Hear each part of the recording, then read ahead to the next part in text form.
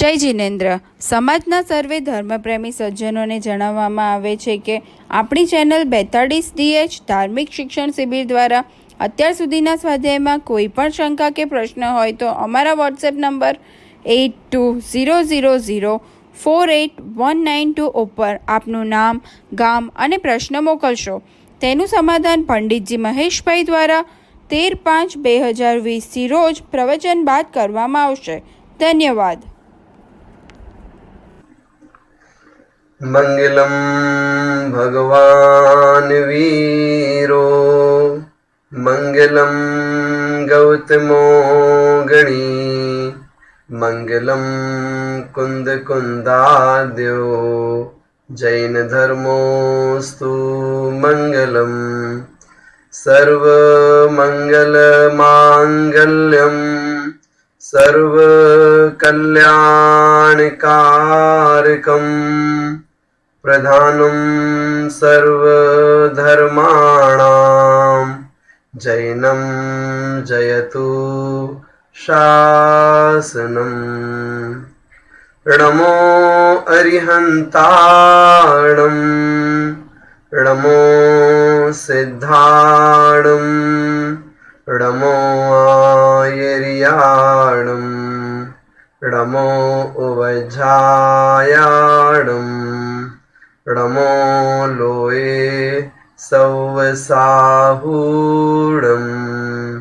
पंच परमेष्टि भगवान की जय. परम पूज्य आचार्य गुरुवर विद्यासागर जी महाराज की जय. मोक्ष मार्ग में आगे बढ़ने के लिए सर्वप्रथम सम्यक दर्शन की बात की जाती है. वह जो सम्यक दर्शन है उसका क्या स्वरूप है. आचार्यों ने कई प्रकार से सम्यक दर्शन की परिभाषा शास्त्रों में लिखी हैं. यदि हम उस विषय को देखें, सबसे पहले बताया सच्चे देव, सच्चे शास्त्र और सच्चे गुरु का श्रद्धान करना, ये सम्यक दर्शन कहलाता है. सच्चे देव अर्थात जो अरिहंत परमेष्ठी हैं, सच्चे शास्त्र अर्थात माँ जनवाणी जो आचार्यों के द्वारा प्रणीत है, और सच्चे गुरु अर्थात आचार्य परमेष्ठी, उपाध्याय परमेष्ठी और साधु परमेष्ठी, ये सच्चे गुरु कहलाते हैं. इसी प्रकार से जीवादि 7 तत्व होते हैं, इनका श्रद्धान करने को सम्यक दर्शन कहते हैं. आपने 7 तत्वों के नाम भी सुने हैं और उनके स्वरूप को भी बड़ी प्रकार से सुना है और समझा है. इसके साथ साथ भेद विज्ञान, शरीर का स्वरूप अलग है और आत्मा का स्वरूप अलग है, तो ये एक साथ अभी रह रहे हैं, लेकिन स्वभाव की अपेक्षा से दोनों अलग अलग हैं. इस बात का विश्वास करना, ये भी सम्यक दर्शन कहलाता है. आप पढ़ते हैं, तू चेतन और देह अचेतन, यह जड़ तू ज्ञानी, मिले अनादि यतन तैं बिछुड़े, ज्यों पय अरु पानी. ऐसे करके भेद विज्ञान की बात जब आती है तो वहां पर शरीर और आत्मा की अपेक्षा से भेद विज्ञान करते हुए वह अपने सम्यक दर्शन को दृढ़ करता है. एक परिभाषा और आती है, वह है आत्म प्रतीति, अर्थात मेरी आत्मा का जो स्वरूप है उस स्वरूप का श्रद्धान करना. इसका नाम भी सम्यक दर्शन है. वह जो सम्यक दर्शन है 2 तरह का है. एक है सराग सम्यक्त और दूसरा है वीतराग सम्यक्त. सराग सम्यक्त किसे कहते हैं? प्रसम, संवेग, अनुकंपा और आस्तिक्य, इन 4 गुणों की अभिव्यक्ति जिसके द्वारा होती है वह सराक सम्यक दर्शन कहलाता है। प्रशम का मतलब होता है क्रोध, मान, माया और लोभ, इन चारों कसायों की मंदता, ये प्रशम कहलाता है। इसको बोलते हैं प्रशम भाव। कोई ऐसा बोले हम तो क्रोध की बस बात करते हैं, नहीं नहीं, केवल क्रोध की मंदता नहीं चाहिए, चारों कसायों की मंदता चाहिए यदि हम उस सराक सम्यक दर्शन को पुष्ट करना चाहते हैं तो। दूसरा है संवेग। संवेग के दो अर्थ होते हैं।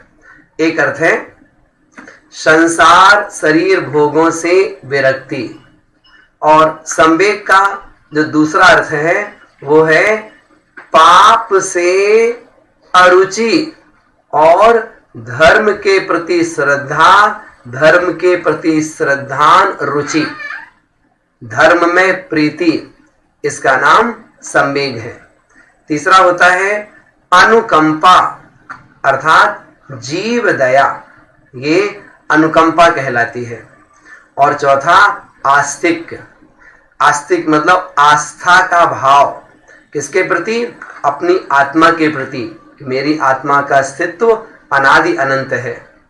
आस्तिक भाव इस संसार के प्रति, 6 द्रव्यों के प्रति, 7 तत्वों के प्रति, कर्म सिद्धांत के प्रति, लोक अलोक के प्रति, तो जो चीज है उस पर विश्वास करना, इसी का नाम आस्तिक भाव है।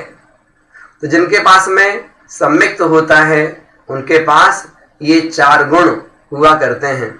ये सराक सम्यक्त का लक्षण है। और जो बीतराग सम्यक दर्शन है वह तो महामुनिराजों को होता है, जो मुनिराज अपने आत्म स्वरूप में लीन रहते हैं। इसी प्रकार से हम एक कदम और आगे बढ़ते हैं तो कहते हैं व्यवहार सम्यक्त्व और निश्चय सम्यक्त्व। तो व्यवहार सम्यक्त्व जीवादि 7 तत्वों का जैसा स्वरूप है उस पे विश्वास करना, ये व्यवहार सम्यक दर्शन है। और निश्चय सम्यक्त्व अन्य द्रव्यों से, अन्य जीवों से भिन्न अपनी आत्मा के प्रति श्रद्धान, ये निश्चय सम्यक्त्व कहलाता है। ऐसे करके कई सारी परिभाषाएं उस सम्यक दर्शन की हमें पढ़ने को मिलती हैं, सुनने को मिलती हैं, और साथ साथ में हम इन सब परिभाषाओं का विचार भी यथासंभव करते रहते हैं। लेकिन इन सब परिभाषाओं के पीछे एक जो बहुत महत्वपूर्ण बात है, जो ध्यान रखने वाली बात है, वह क्या है? आप देखिएगा कि सम्यक दर्शन वास्तव में क्या है। तो कहते हैं मैं भगवान बन सकता हूं। अपने अंदर में इस बात का विश्वास आ जाना, चाहे वो 8 साल का बच्चा हो, चाहे युवा हो, प्रौढ़ हो, वृद्ध हो, कोई भी हो, ये बात समझ में आ जानी चाहिए। क्या मैं भगवान बन सकता हूं, इस बात का विश्वास अपने अंदर में कर लीजिएगा। बस वो विश्वास जिस दिन हमारे अंदर में आ गया तो कहा जाएगा कि आप सम्यक दृष्टि जीव हैं। वो चीज बस ध्यान में लाने की बात है। क्या मैं भगवान बन सकता हूं, इतना विश्वास कर लो अपने भीतर ना। भगवान मतलब क्या? मैं अरिहंत बन सकता हूं, मैं सिद्ध परमेष्ठी बन सकता हूं, इतना विश्वास अपने अंदर में कर लीजिए। बस यही सम्यक दर्शन है। आज कर लो विश्वास तो आज मान जाएंगे, कल कर लो कल मान जाएंगे, अगले भाव में करो, 10 भाव बाद, 100 भाव बाद, कभी भी करना होगा तो चलना पड़ेगा इसी रास्ते से।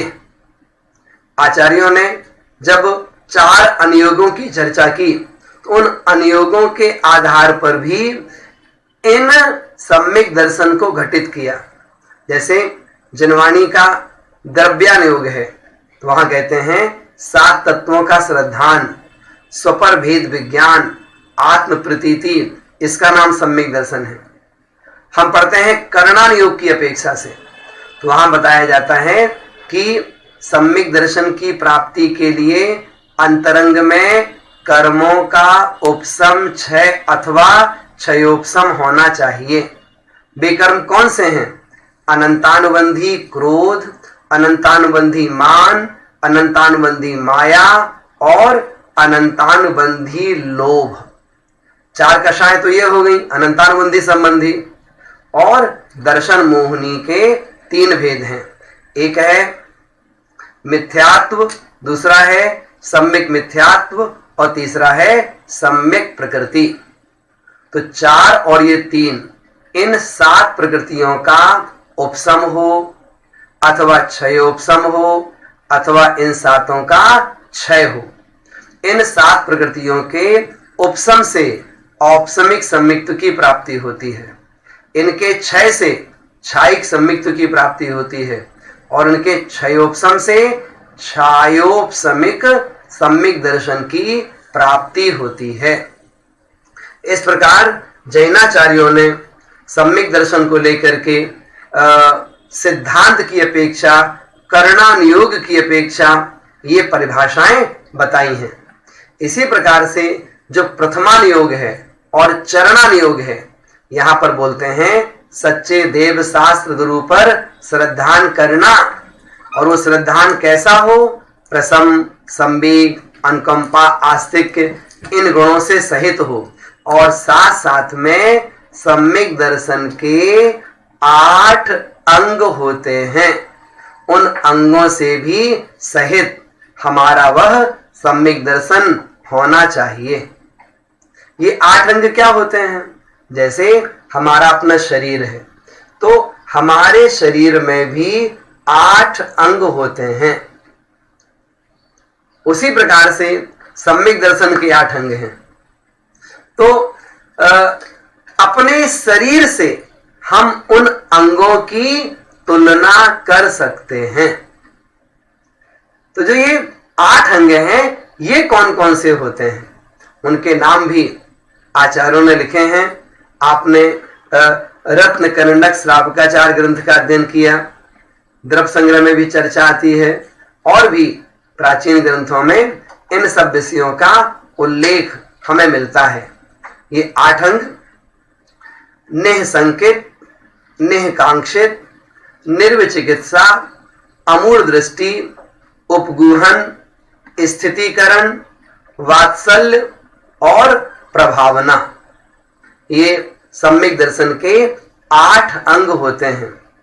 यदि इन अंगों का हमारे द्वारा भली प्रकार से पालन किया जाए तो हमारा वह सम्यक दर्शन अच्छी तरह से पल सकता है। इसमें से सबसे पहला अंग है नेह संकित अंग। जैसा अंग है उसका नाम है, उसी प्रकार से उसका अर्थ भी हमारे समझ में आ जाना चाहिए। क्या लिखा है? नेह संकित, अर्थात शंका नहीं करना हो जाएगा नेह संकित। तो शंका किसमें नहीं करना? जिन वच में, अर्थात भगवान जिनेंद्र के वचनों में शंका नहीं करना। अब आप बोलोगे हमें तो कोई शंका नहीं है, हमें लगता है हमें शंका नहीं है, लेकिन कभी बात करो ना तो बात करते करते ही शंका मालूम हो जाती है।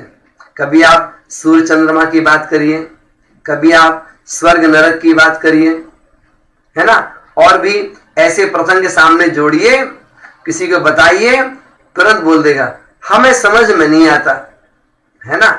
कभी प्रतिमानों की बात करो, पहले इतने बड़े बड़े मकान होते थे, लोगों की अवगाहना 3 कोस की होती थी, तो लोग कहते हैं हमें तो विश्वास ही नहीं होता, हम तो मानते ही नहीं इस बात के लिए, है ना। कभी निश्चय व्यवहार की बात करो तो बोल देंगे जो व्यवहार है वो तो हे है।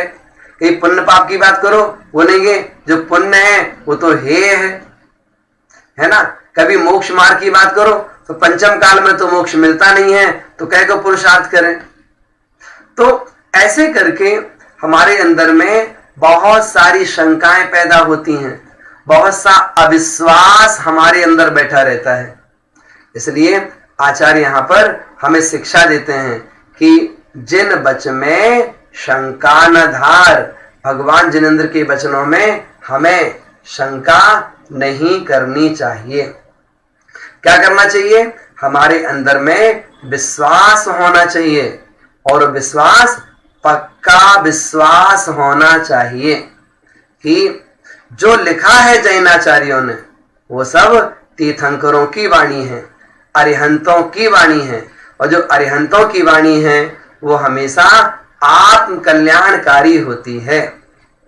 ऐसे कोई विषय सूक्ष्म है, अंतरित है या दूरवर्ती है, हमारे समझ में नहीं आ रहा है, ये हमारी अपनी बुद्धि की कमी है। लेकिन जो शास्त्रों में लिखा हुआ है वो बात बिल्कुल पक्की है, उस बात पर हमारा श्रद्धान एकदम दृढ़ होना चाहिए। ये सम्यक दर्शन का पहला अंग यदि हमारे जीवन में आ गया तो बहुत अच्छी उपलब्धि हमारे द्वारा हो सकती है। इसी प्रकार से दूसरा अंग है निहकांक्षित अंग, अर्थात आकांक्षा नहीं करना। ब्रश भव सुख वांछा वाने, ब्रश बोलते हैं धर्म के लिए, तो धर्म करके संसार के सुख की आकांक्षा नहीं करना, ये निहकांक्षित अंग कहलाता है। बहुत अच्छी व्याख्या लिखी है। यदि हम आचार्य समंत भद्र स्वामी को पढ़ें, उन्होंने रत्न कन्नक श्रावकाचार में लिखा है, कर्म परवसे शांते दुःखैरंत ऋतोदये पाप बीजे सुखे नास्था श्रद्धाना कांक्षणा स्मृता। क्या लिखते हैं वो? जो ये संसार का सुख है, संसार का सुख कैसा है? कर्म परवसे, कर्म के पराधीन है, अर्थात जितना पुण्य होगा उतना ही सुख मिल पाएगा, उससे ज्यादा नहीं मिलेगा।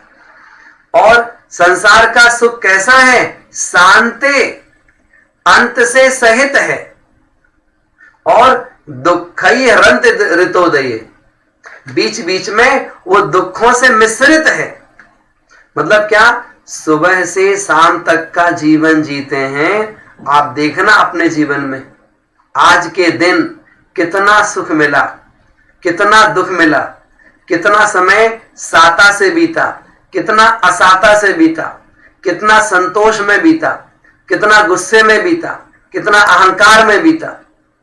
तो यदि हम अपने पूरे दिन का भी यदि हम वो निकालें परिणाम कि हमारा आज का दिन कैसा बीता, तो मालूम पड़ेगा सुख तो थोड़ा सा था लेकिन दुख बहुत था।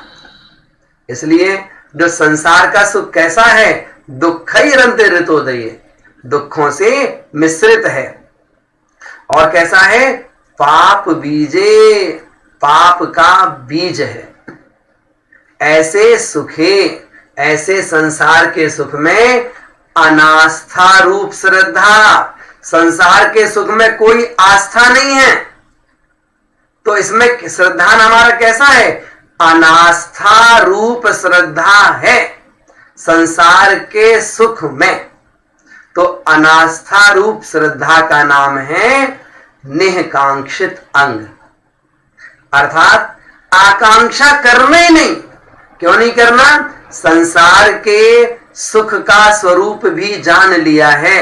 जो संसार का सुख है ये सुख नहीं, सुखाभास है।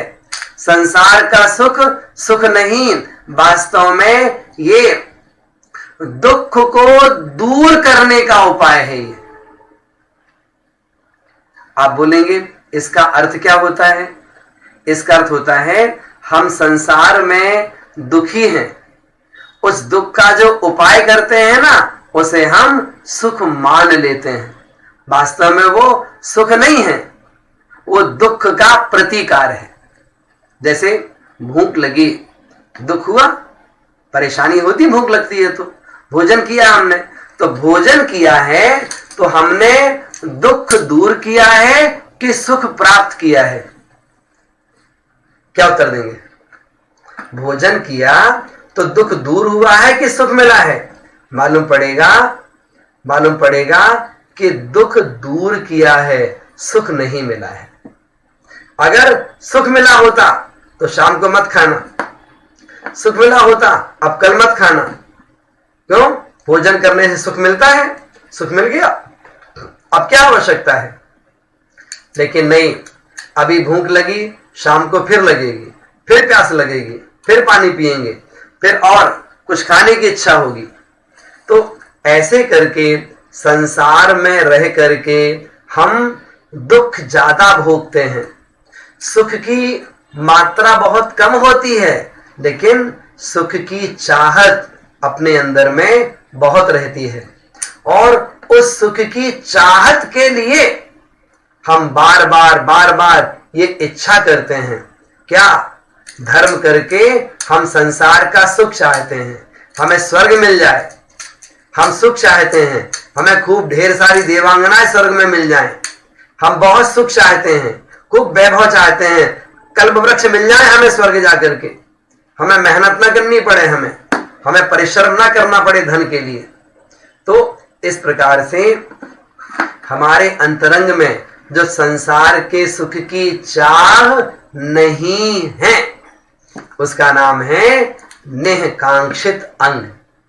पहला बताया नेह संकेत, दूसरा बताया नेह कांक्षित। नेह संकेत में किसी प्रकार से भगवान की वाणी में अश्रद्धा नहीं करना, और दूसरा बताया संसार के सुख की चाह नहीं करना, क्योंकि संसार का सुख सुख नहीं, सुखाभास है। अगर संसार का सुख सुख होता तो हम कहना चाहते हैं सुख की परिभाषा क्या? सुख का मतलब है जिसके बाद दुख ना आवे, जिसके बाद दुख ना आवे, इसका नाम सुख है। अब देख लो आप, संसार में हमें कौन सा सुख है, किस वस्तु से सुख है? हम विचार करें, किस वस्तु से हम आज तक तृप्त हो पाए हैं, है ना? इस संसार में रहकर कहीं तृप्त नहीं हो पाए, अतृप्ति हमारे अंतरंग में बनी रही। इसलिए जो हमारा दुख था, हमारा दुख भी दुख बना रहा, हमें सुख की प्राप्ति नहीं हो पाई। एक कदम और आगे बढ़ते हैं। सम्यक दर्शन का तीसरा अंग है निर्विचिकित्सा अंग। विचिकित्सा, विचिकित्सा मतलब बोलते हैं ग्लानि के लिए, और निर्विचिकित्सा अर्थात ग्लानि से रहित परिणाम, ग्लानि से रहित परिणाम, वो कहलाती है निर्विचिकित्सा, है ना? क्या मतलब हुआ? क्या मतलब हुआ? बोलो। आपने पढ़ा छड़ाला में ना कि मुनि तन मलिन ना देख घिनावे। मुनि महाराजों के मलिन शरीर को देखकर घिनापन नहीं करना, इसको बोलते हैं निर्विचिकित्सा अंग। यहाँ पर मुनिराजों का जो शरीर बताया है ना, वो तो एक उपलक्षण के रूप में बात कह दी गई है। यदि हम वास्तविकता की बात करें तो संसार के किसी भी पदार्थ को देखकर, किसी भी वस्तु को देख करके हमारे अंतरंग में ग्लानि का भाव नहीं आना चाहिए। यही वास्तव में निर्विचिकित्सा अंग कहलाता है। मतलब क्या? किसी भी द्रव्य को देख करके, किसी भी क्षेत्र को देख करके, किसी भी काल को देख करके, किसी प्रकार के भावों को देख करके अंदर में ग्लानि का भाव नहीं करना, यही वास्तव में निर्विचिकित्सा अंग कहलाता है। और अपन देखें, द्रव्य मतलब क्या? कोई भी व्यक्ति हो, कितना गंदा व्यक्ति हो, कितना क्रोधी व्यक्ति हो, कितना मानी व्यक्ति हो, कितना ही द्वेष करने वाला व्यक्ति हो, यहां तक कमठ जैसे जीव क्यों ना हो, उनको देख करके भी द्वेष भाव नहीं करना चाहिए। मतलब क्या, कभी आप मूवी देखते हैं तो उसमें जो विलेन होता है ना, खलनायक, उसको देखकर लोग कई बार द्वेष करने लगते हैं। फिर रामायण देखते हैं, महाभारत देखते हैं, तो महाभारत में शकुनी सामने आ जाए तो उसको देख करके द्वेष भाव उत्पन्न हो जाता है ना। ऐसे कई सारी चीजें होती हैं। तो आचार्य कहते हैं किसी को भी देख करके द्वेष भाव मत करिए, है ना। ऐसे किसी भी क्षेत्र को देखकर द्वेष नहीं करना कि भाई हमें तो वहां जाना अच्छा नहीं लगता, वो स्थान बहुत खराब है, उस स्थान से हमें बहुत द्वेष भाव रहता है ना। तो ऐसे करके किसी स्थान से द्वेष भाव नहीं करना। फिर इसी प्रकार काल, मतलब मौसम, ठंडी है, गर्मी है, बरसात है, कैसा भी मौसम हो, किसी भी मौसम को देख करके हमारे अंतरंग में द्वेष भाव नहीं आना चाहिए। कितना ही पानी बरस रहा है, ठीक है, कितना ही गर्मी है, ठीक है, हम स्वीकार करते हैं उसके लिए, है ना। कितनी ठंडी है, हम स्वीकार करते हैं। जो नेचर है, जो प्रकृति है, इसे स्वीकार करिए, इससे द्वेष मत करिए। ऐसे ही भाव, किसी के भाव बहुत ग्लानि वाले हैं, बहुत क्रूर हैं, क्रोध वाले भाव हैं, अहंकार वाले भाव हैं, लोभ लालच के भाव हैं, उसको देख करके भी अपने अंतरंग में कभी भी द्वेष भाव नहीं लाना है ना। तो ऐसे करके हम देखें तीसरा अंग, निर्विचिकित्सा अंग, ग्लानि रहित होना। क्या होता है, कई बार ट्रेन से सफर करते हैं ना, तो कई बार कहीं शराब बनती है, कई बार कहीं कत्ल खाने होते हैं, या कहीं पर शुगर बनती है।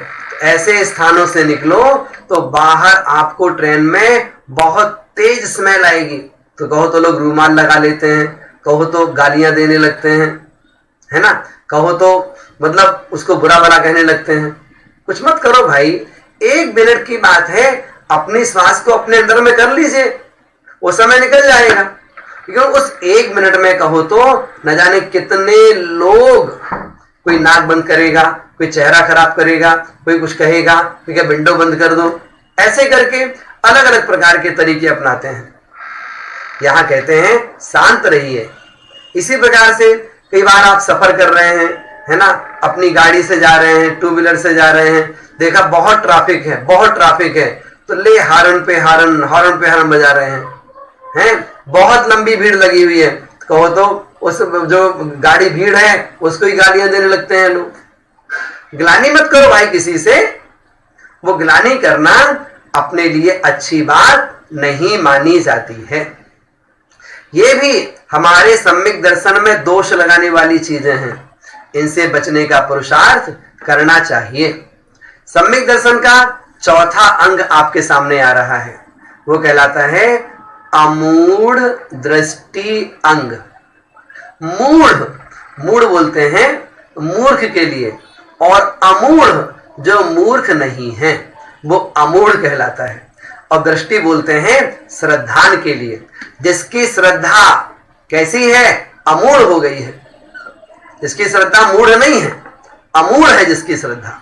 मतलब क्या, लौकिक अध्ययन करने से हमें डिग्रियां तो मिल जाती हैं, लेकिन लौकिक अध्ययन करने से आत्मा का स्वरूप, धर्म का स्वरूप हमारे समझ में नहीं आता है। यदि वास्तव में हमें धर्म का स्वरूप समझना है, आत्मा का स्वरूप समझना है, तो मां जिनवाणी का आश्रय लेना ही पड़ेगा, गुरुओं का आश्रय लेना ही पड़ेगा। इनका आश्रय लिए बिना आत्मा के स्वरूप का ज्ञान हम नहीं कर सकते। यदि हमें अमूढ़ दृष्टि बनना है, उसके लिए जो मूढ़ताएं हैं, अपनी कमियां हैं, वो हमें अपने अंतरंग से अवश्य निकालनी ही पड़ेंगी। वो निकालेंगे तभी हमें एक सन्मार्ग मिल पाएगा, तभी हम धर्म के मार्ग में आगे बढ़ पाएंगे, तभी धर्मात्माओं के प्रति भी हमारा विश्वास दृढ़ और मजबूत हो पाएगा।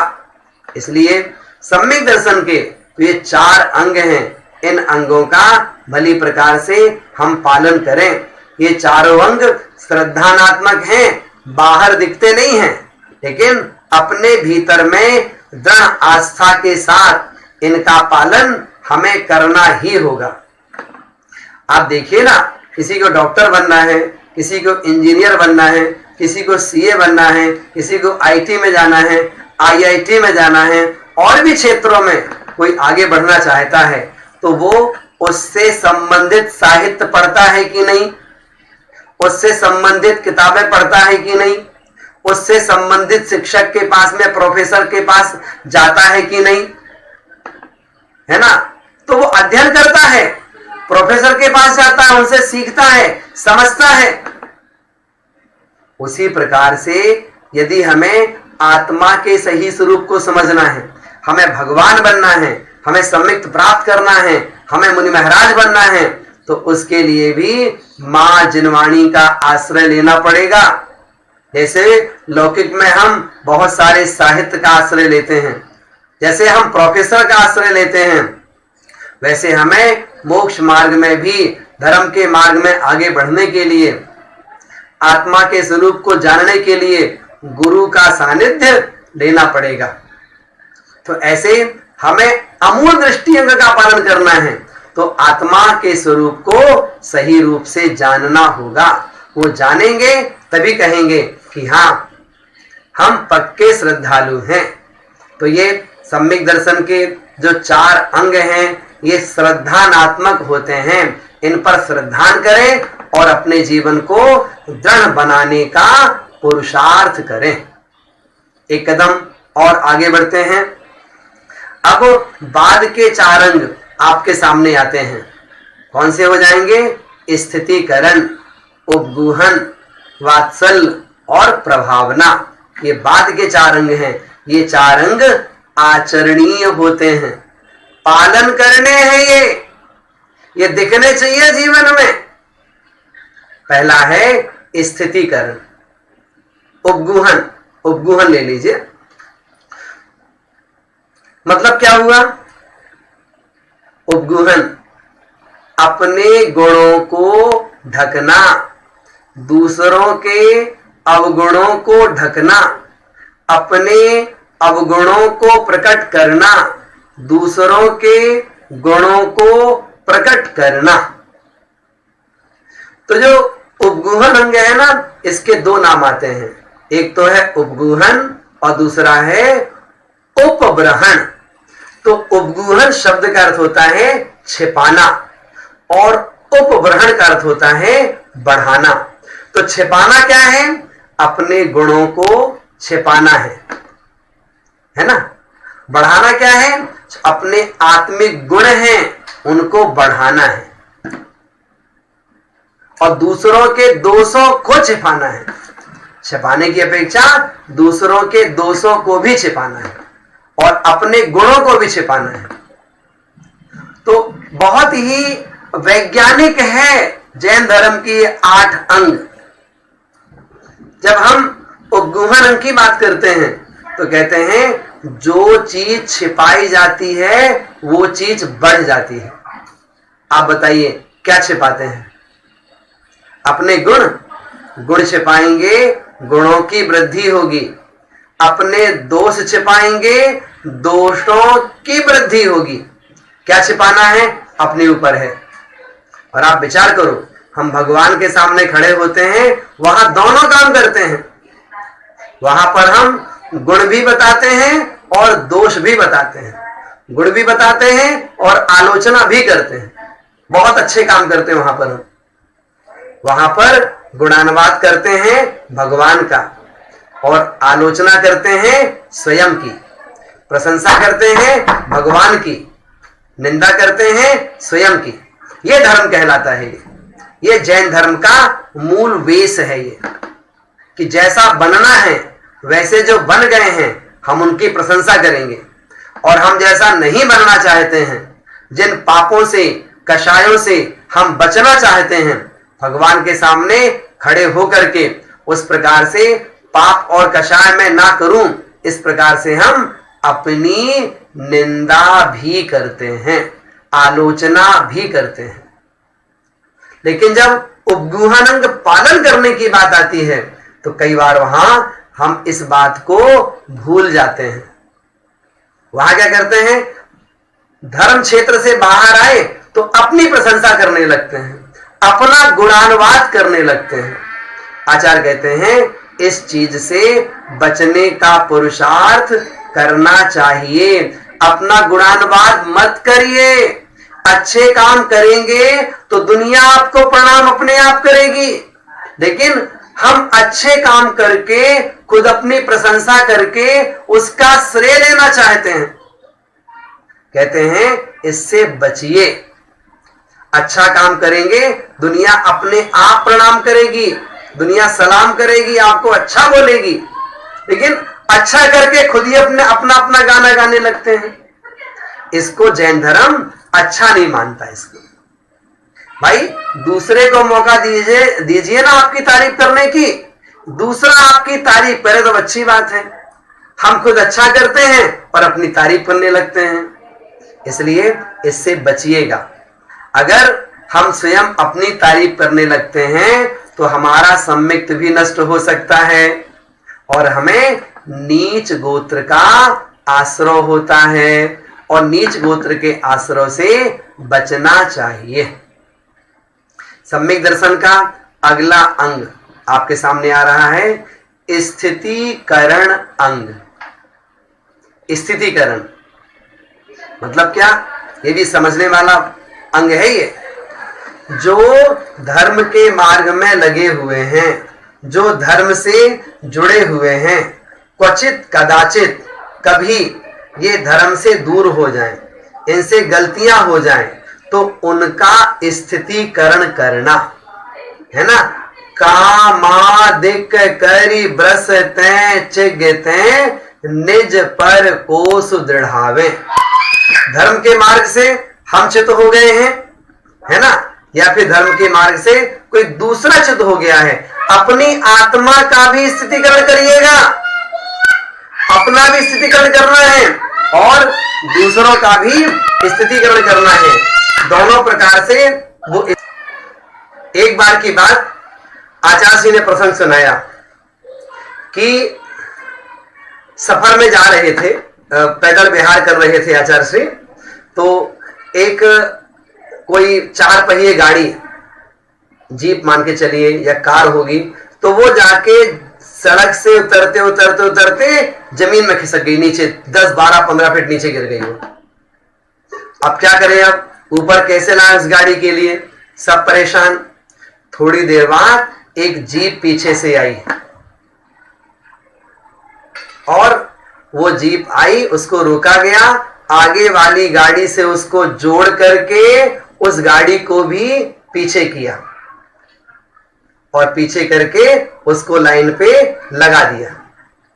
इस प्रकार से आचार्य जी ने कहा देखो इसका नाम है स्थितिकरण अंग। तो किसका करना स्थितिकरण, हमें स्थितिकरण अपना भी करना है और दूसरे का भी करना है। अपना कैसे करेंगे हम, जो आप पढ़ते हैं, स्वाध्याय करते हैं, उससे मालूम पड़ता है हमारे द्वारा कहां गलतियां होती हैं। उन गलतियों का हम सुधार करेंगे। अपनी गलतियों को सुधार के अपने जीवन को, अपने आचरण को, अपने व्रतों को और अच्छी तरह से पालन करने का पुरुषार्थ करेंगे। इसी प्रकार से कोई धर्म से जुड़े हुए लोग हैं, ऐसे राह चलते व्यक्ति का स्थितिकरण नहीं किया जाता। स्थितिकरण करना है तो धर्म से जो जुड़े हैं, व्रतों से, संकल्प से, चारित्र से, मोक्ष मार्ग में जो लगे हुए हैं, ऐसे कोई जीव हैं, इनके द्वारा क्वचित कदाचित कोई गलतियां होती हैं, तो उनको धर्म में स्थित करना, इसका नाम स्थितिकरण अंग है। ध्यान रखिएगा, स्थित करना धर्म में ये अच्छा कहलाता है, लेकिन यदि हम इससे विपरीत कार्य करते हैं, क्या काम करते हैं, कोई धर्म से लगा हुआ है कोई पहली बार मंदिर आ रहा है, भगवान की पूजन से, स्वाध्याय से जुड़ने का मन बनाता है, हम क्या बोलते हैं? अच्छे से पूजा करो। अब से कैसे किया जाता है क्या? द्रव्य ऐसे चढ़ाई जाती है क्या? उसको हम सिखाते नहीं हैं, बल्कि उसको उल्टा हम डांटने लगते हैं, उसको हम परेशान करने लगते हैं। ऐसा करना अच्छी बात है क्या? ये अच्छी बात नहीं है। इसलिए दूसरों को धर्म से जोड़ने का पुरुषार्थ करें, तोड़ने का नहीं। धर्म से जोड़ना भी है लोगों को, और इसके साथ साथ में यदि कोई धर्म से जुड़ा हुआ है वो टूट ना जाए, इस बात का भी हमें प्रयास करना चाहिए। मंदिर जी में हमारे किसी भी पुरुषार्थ से, हमारी कोई गलती से कोई धर्म से टूट ना जाए, इसका भी ख्याल हम सभी को रखना चाहिए। यह जो स्थितिकरण अंग है, इसके माध्यम से हमारा जो धर्म का मार्ग है दृढ़ और पक्का बना रहता है। सम्यक दर्शन का जो 7वां अंग है वह है वात्सल्य अंग, है ना। वात्सल्य शब्द ही अपने आप में बड़ी आत्मीयता वाला शब्द है ना। तो वात्सल्य क्या है? वात्सल्य भी अंग है सम्यक दर्शन का, और गुण भी कहलाता है वात्सल्य। तो वात्सल्य कैसा होना चाहिए? धर्मी सो गौ वक्ष प्रीति सम। जैसे गाय अपने बछड़े से प्रेम करती है, वैसे हमारा भी हमारे अपने साधर्मियों के प्रति वात्सल्य भाव होना चाहिए। साधर्मी कौन? एक ही धर्म को मानने वाले लोग साधर्मी कहलाते हैं। उनके प्रति वात्सल्य भाव होना चाहिए। कैसा वात्सल्य भाव हो? कहते हैं वात्सल्य जिसमें स्वार्थ नहीं होता है।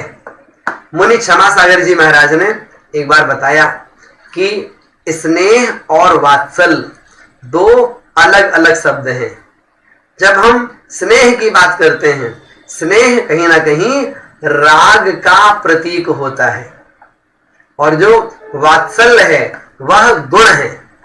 जो स्नेह होता है, स्नेह कर्म के उदय से होता है, राग भाव है वो। लेकिन जो वात्सल्य है, वात्सल्य कर्म के क्षयोपशम से होता है, और वात्सल्य गुण कहलाता है। वात्सल्य कर्म के क्षयोपशम से होता है, और क्षयोपशम क्या है?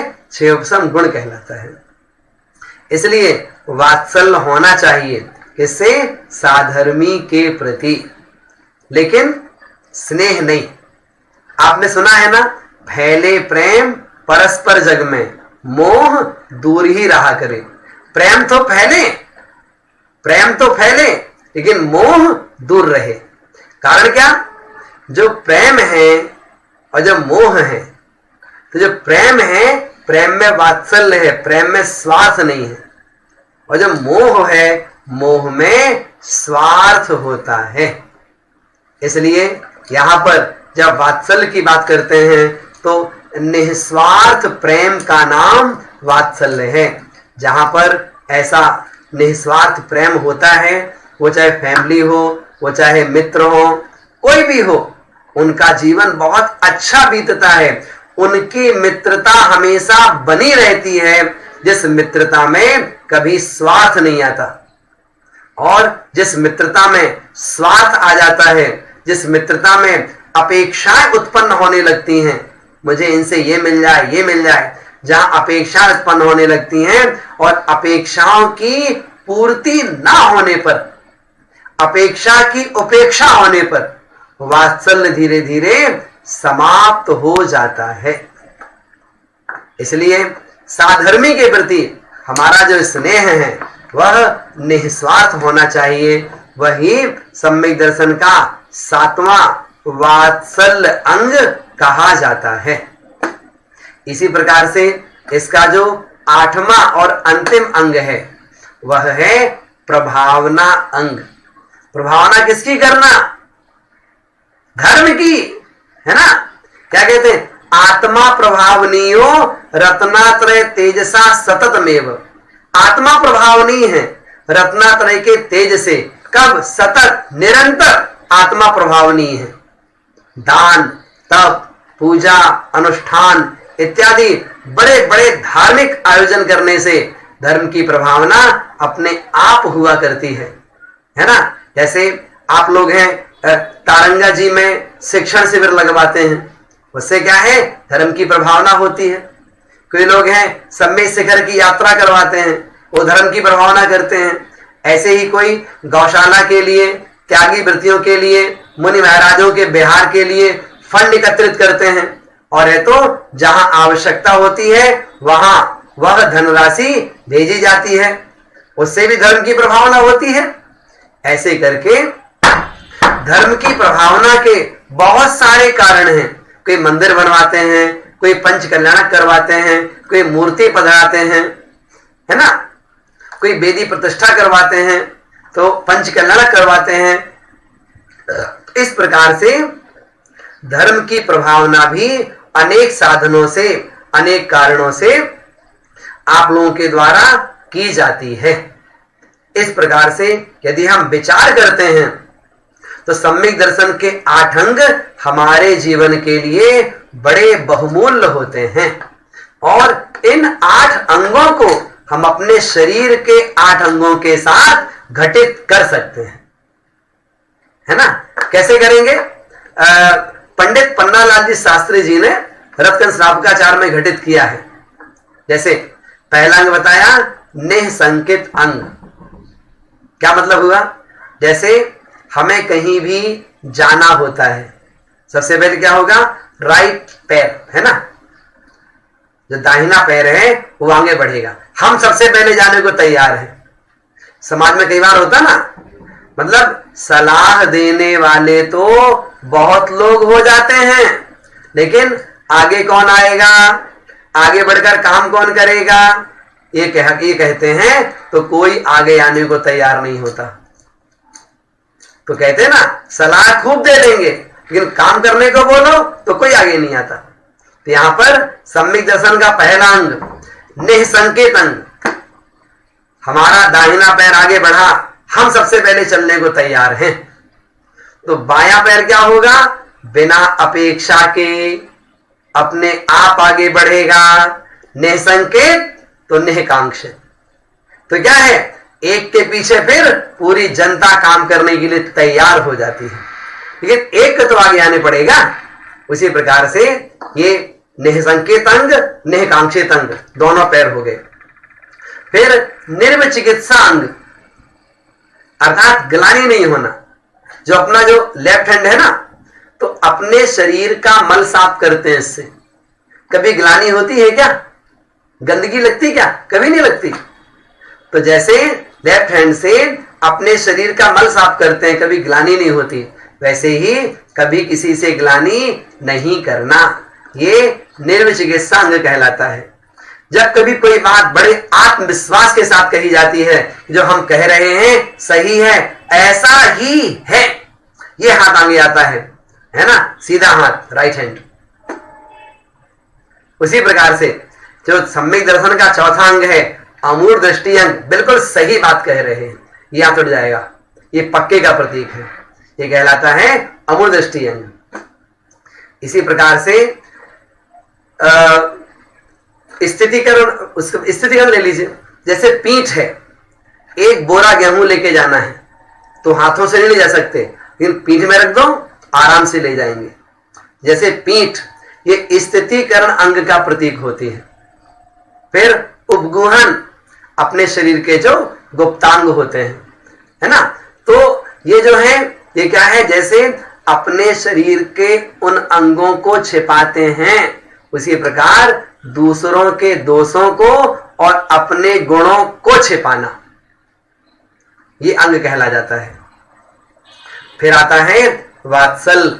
वात्सल हृदय का प्रतीक होता है ना, अपने हृदय में करुणा भाव रहता है, दया भाव रहता है, वात्सल्य भाव रहता है।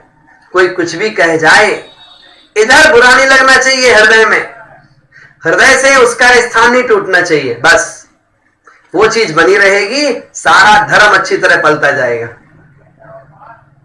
तो जो हृदय है ये वात्सल्य का प्रतीक होता है, और ये ललाट जो अपना मस्तक है, ये मस्तक कभी झुकना नहीं चाहिए। कभी भी ऐसे काम ना करें जिससे हमें कभी किसी के सामने सिर झुकाना पड़े।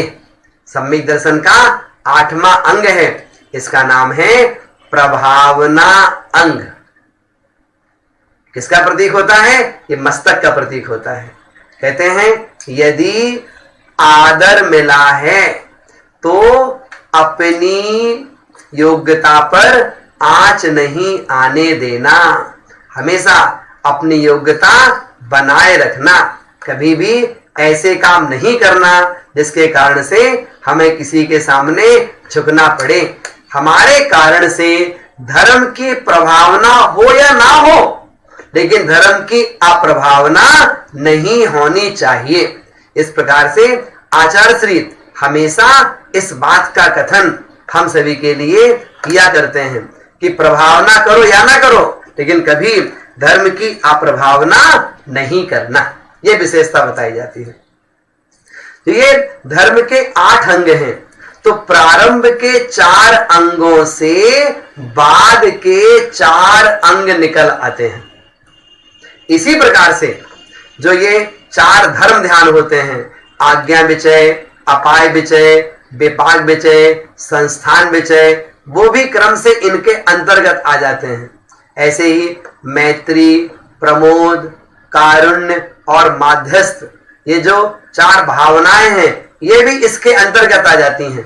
इसी प्रकार से प्रथमान योग, करणान योग, चरणान योग और द्रव्यान योग, जो 4 अनुयोग हैं वो भी इन्हीं 4 में, जो प्रसम, संवेग, अनुकंपा, आस्तिक, ये सब जो ये 4 चीजें बताई गई आपको, तो 4 अंग फिर 4 अंग, क्रम से ये सारी 4 प्रकार की बातें, ये सब चीज अपने अंतरंग में आ जाती हैं।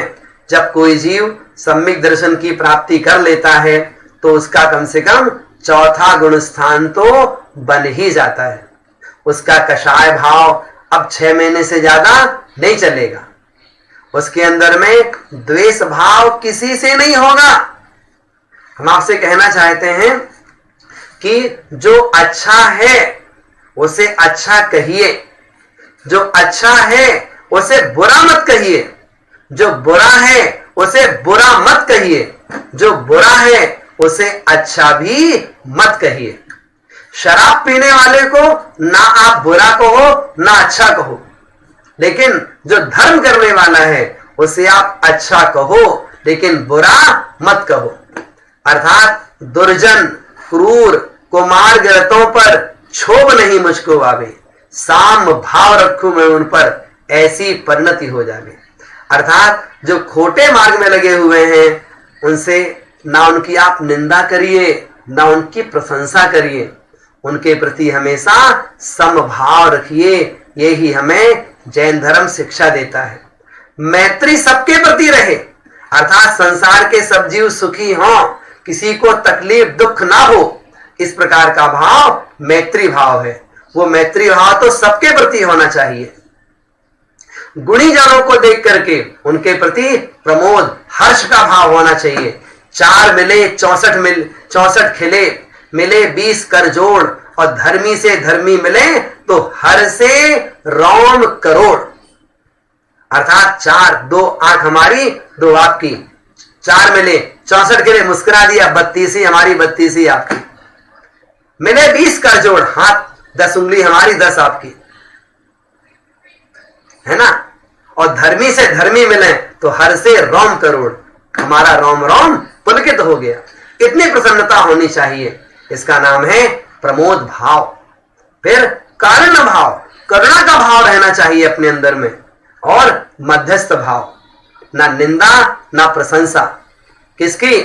जो खोटे लोग हैं, जो खोटा मार्ग है, उनके प्रति मध्यस्थ भाव है। इस प्रकार से सम्यक दर्शन के 8 अंग, सम्यक दर्शन का स्वरूप बहुत ही व्यवहारिक जीवन है। सम्यक दर्शन के साथ अगर हम जीना चाहेंगे तो कोई परेशानी नहीं आएगी, जीवन इतना अच्छा बीतेगा कि व्रत लेने के भाव बनेंगे, एक कदम धर्म में और आगे बढ़ने के भाव बनेंगे। वास्तव में वह सम्यक रूपी रत्न जिसके अंतरंग में आ जाता है उसके जीवन में भी परिवर्तन हो जाता है। हम सबका जीवन परिवर्तनशील बने, सकारात्मक बने, धर्म के प्रति हमारा श्रद्धान दृढ़ होवे, देव शास्त्र गुरु के प्रति हमारा श्रद्धान दृढ़ होवे। इसी मंगल भावना से आज की बात यहाँ पर पूर्ण करते हैं। आइए मां जिनवाणी की स्तुति करते हैं। बोधि समाधि परिणाम शुद्धि स्वात्मोपलब्धि शिव सौख्य सिद्धि चिंतामणिं चिंतित वस्तु दाने त्वां वन्द्यमानस् ममास्तु देवी। 9 बार ऋणमोकार मंत्र का स्मरण बहुत शांति से करिएगा।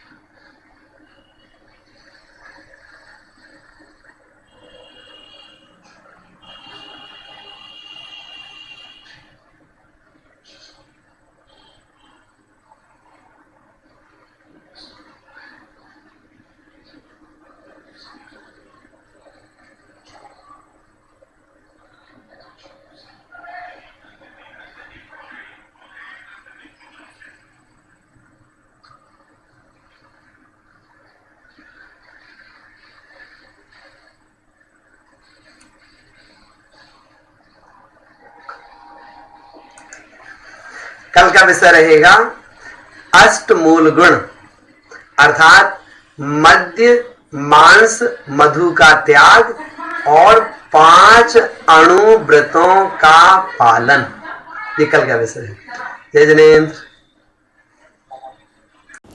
જય જિનેન્દ્ર। સમાજના સર્વે ધર્મપ્રેમી સજ્જનોને જણાવવામાં આવે છે કે આપણી ચેનલ 42 DH ધાર્મિક શિક્ષણ શિબિર દ્વારા અત્યાર સુધીના સ્વાધ્યાયમાં કોઈ પણ શંકા કે પ્રશ્ન હોય તો અમારા વોટ્સએપ નંબર 8200048192 ઉપર આપનું નામ, ગામ અને પ્રશ્ન મોકલશો। તેનું સમાધાન પંડિતજી મહેશભાઈ દ્વારા 13/5/2020 રોજ પ્રવચન બાદ કરવામાં આવશે। ધન્યવાદ।